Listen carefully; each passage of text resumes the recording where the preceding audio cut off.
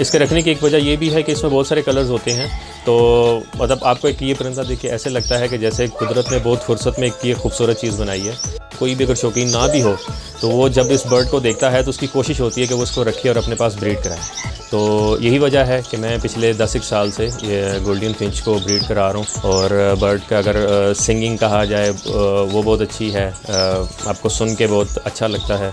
और बाकी ये कि उस तरह से आपको शोर नहीं महसूस होता, तो बड़ा पुरसुकून सा बर्ड है। गोल्डन फिंच ऑस्ट्रेलिया का बर्ड है और अपने शौक रंगों की वजह से ये काफ़ी लोगों में मकबूल है। तो यही वजह है कि पाकिस्तान में देखा जाए, पूरी दुनिया में देखा जाए तो गोल्डन फिंच की तरफ लोग बहुत अट्रैक्ट होते हैं।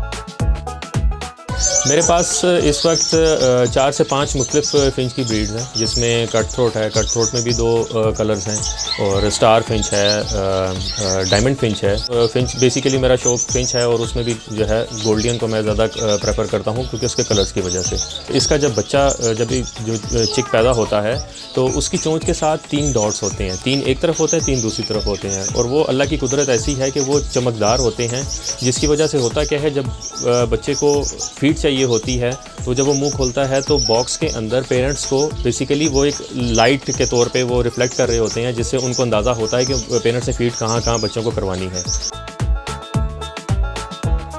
ये एक अच्छा शौक है, एक आपके अंदर एक केयरिंग एटीट्यूड डेवलप होता है। तो ये चीज़ें वो हैं कि जो आपको कुदरत के करीब जो है ना आपको ये लाती हैं। तो ये है कि अगर इसको रखा जाए घर में तो एक अच्छी एक हॉबी भी है और एक अच्छा बिज़नेस के तौर पे भी इसको किया जा सकता है।